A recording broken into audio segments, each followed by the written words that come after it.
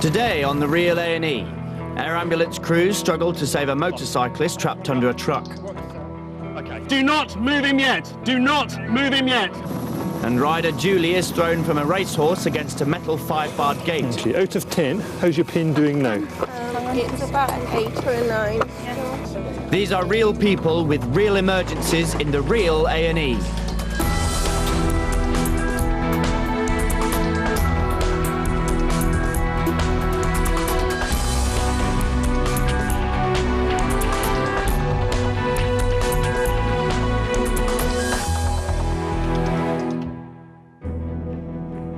Air ambulance base in Coventry, the West Midlands, and an emergency call is coming in. We're on our way, cheers. Bye. What we got?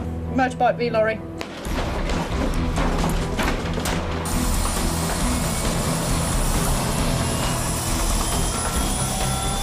We are into the zone. Okay. Good morning, sir. Augusta 109 Air Ambulance out to Coventry for POB. A motorbike has collided with a lorry, and a man is thought to have life-threatening injuries. The road has been closed for our arrival. Yeah, well... To go and land on the road, or...? No, not necessarily. I want to come and look at it. Okay, yep. Without a recce, landing on the road is far too dangerous. The pilot looks for a safer option. The park, which is coming down the right-hand side now, Yep. initially off here. Radar opening. Gotcha.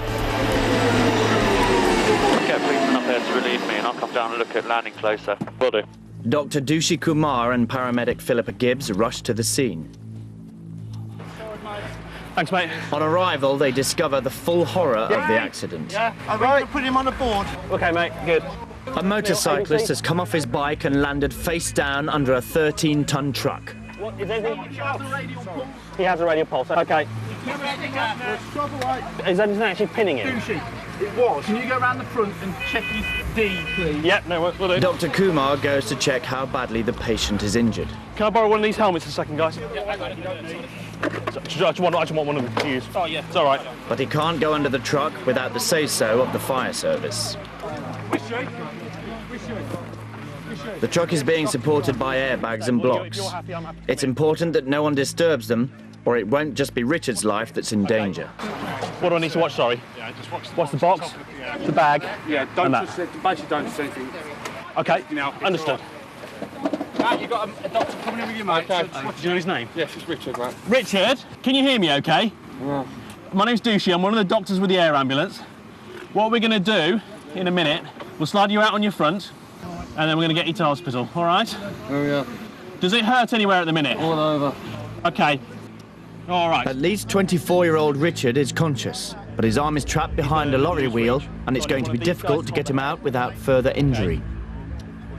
Do not move him yet. Do not move him yet. Hold, please. Can you ask him if he can move his right arm? Richard, can you move your right arm? Yeah. Okay. Are we good to go? Not yet. He just moves. That arm is wrapped around this wheel. So if you slide him out, his arm's going to get caught. I mean, I'm sorting it.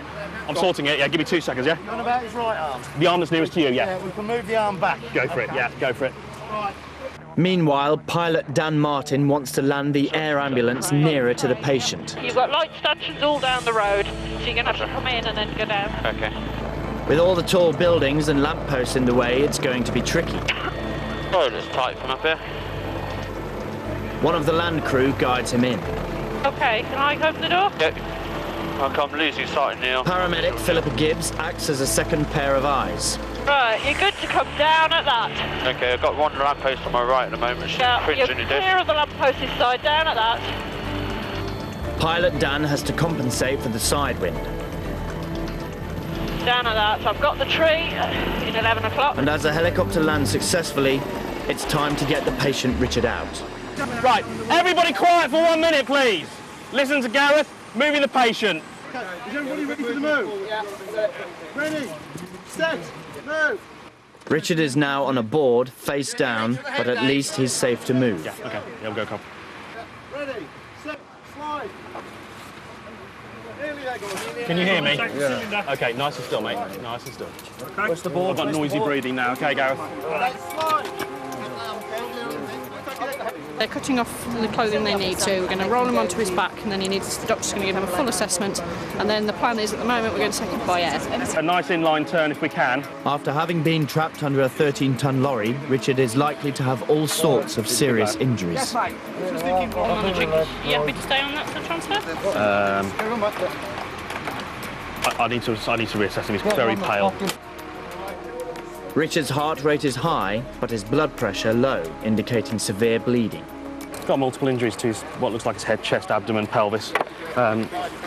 He's stable at the minute, but the problem is with these guys, when you get them out, they become unstable at that point. So I just need to have a quick look at him to make sure he's stable enough to move without doing anything. If we decide that, then we'll move on. Dr. Kumar is under pressure to get him to hospital to be treated by specialist doctors as soon as possible.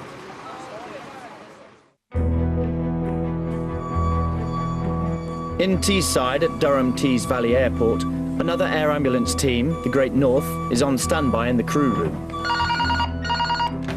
Air ambulance calling. In a rural area of North Yorkshire, a 31-year-old woman has come off a horse and needs medical help. Roger, that's understood. Take off at your discretion.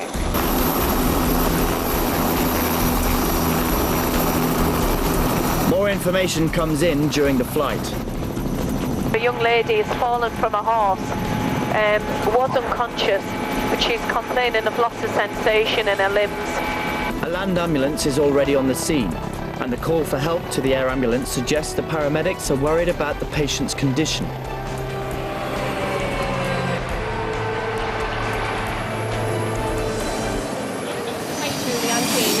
Hi there, how are you doing? Just going to have a little Do you want to take the lead then, Jane, or no? The patient is racing yard rider Julie Truscott. She was exercising a 5-year-old racehorse when it was startled by a bird scarer, bolted and threw her against a metal gate. Got pain in your head. Were you knocked out? just for a very short time. Julie's left hip took the full force of the fall, enough of a hit to have broken her pelvis. Apart from the pain in your hip, do you have pain anywhere else? No. We're going to roll you straight onto a spinal cord, quite hard. But we're also going to put a strapping around your pelvis just to look after that until we can get you in hospital. Okay. 1, 2, 3. Out of 10, how's your pain doing now? It's about an 8 or a 9. Yeah. Julie, can you straighten that leg that's hurting? No? No. No, it's not right. Yeah. Now, we're going into hospital from here. It will take us about 10 minutes to get in on a helicopter. If Julie's pelvis is broken, it's serious. That kind of injury can cause internal bleeding with dangerous implications. The spinal board, blocks and pelvic belt will keep her stable in flight, but her injuries urgently need investigation in A&E.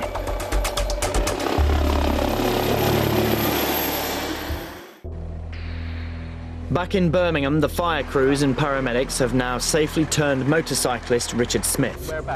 He came off his bike, landing face down under a 13-ton truck. Dr. Dushi Kumar is now doing a preliminary examination. Good, okay.